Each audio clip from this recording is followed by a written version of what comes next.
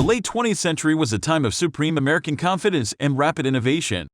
The Cold War was drawing to a close, the digital age was around the corner, and the Pentagon saw an opportunity to capitalize on peacetime and begin preparing for future conflict. With few diplomatic or military distractions, the United States ushered in a revolution in military technology. Out of that boom period came ambitions for a new class of aircraft carrier headlined by the transformational USS Gerald R. Ford, a ship featuring an expanded flight deck, a boosted power plant, and support for almost 24 emergent technologies. Expectations were high. The Ford's nuclear reactor and propulsion system would triple the electrical power of the preceding Nimitz-class aircraft carriers. Its state-of-the-art weapons elevators would move 20,000 pounds of munitions at speeds of 150 feet per minute compared with the Nimitz's speed of 100 feet per minute. Its new launch and recovery system would be able to handle 270 planes in a single day. From boat to stern, this ship's innovations designed to save time, costs, and crew would revolutionize the way the U.S. military built and used carriers.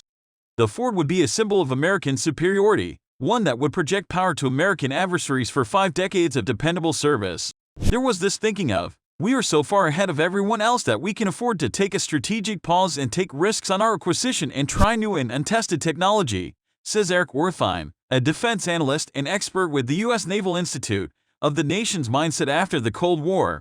And there was this feeling that the rest of the world is at least 20 years behind us. But after 2 decades of development and delays, the audacity that conceived the Ford seemed to usher its doom. Expected to save the military $4 billion during its lifespan, the Ford has actually cost billions more than initial estimates. First expected to deploy in 2018, it has been projected to deploy as far out as 2024. When the ship reached the Navy after construction, it was already 2 years behind schedule, with work outstanding on thousands of items. In 2015, Sen. John McCain, chair of the Senate Armed Services Committee and a former Navy aviator, called packing all that tech onto the Ford the original sin that damaged the program. Even the Navy's top officer acknowledged the problems that have plagued the carrier. We had 23 new technologies on the USS Gerald R. Ford which, quite frankly, increased the risk of delivery on time and cost right from the get-go, said Chief of Naval Operations AM. Mike Gilday at a virtual talk before the Navy League's 2021 Sea Airspace Exposition.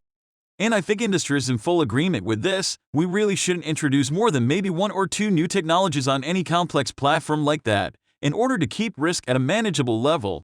Warships are the only weapon where the prototype goes out to sea. Meanwhile, naval advances by U.S. adversaries have added urgency to the Ford's troubleshooting. The ship's critics point to its expanding budget and timetable as evidence that the U.S. military should reconsider developing massive nuclear carriers as a foundational element of its naval program. Military advisor Norman Palmer points out that America's most recent conflicts in the Middle East didn't even use the Nimitz-class to full capacity. Look what we did in Iraq, he says. We launch just 20 or 30 strikes a day from a carrier that has 70 airplanes. Adam Smith, chair of the House Armed Services Committee, has questioned whether the Ford's price tag justifies its utility. During a 2021 Brookings Institution discussion, Smith asked if there are other ways to get unmanned systems closer to the fight that don't cost $12 billion. Today, despite years of setbacks and backlash, the Ford is showing signs that it can complete its mission. Its critical technologies are coming to life, and the Navy is accelerating the carrier's deployment timetable. But as the Ford approaches its maiden deployment, its successes and failures are still on public display. Tal Manville, a retired Navy captain who led the initial concept development of the Ford carrier class from 1996 to 2001, points out that for this multi-billion-dollar floating airport to prove its capability and necessity, it has to become battle-ready under scrutiny. Warships are the only weapon where the prototype goes out to sea, he says.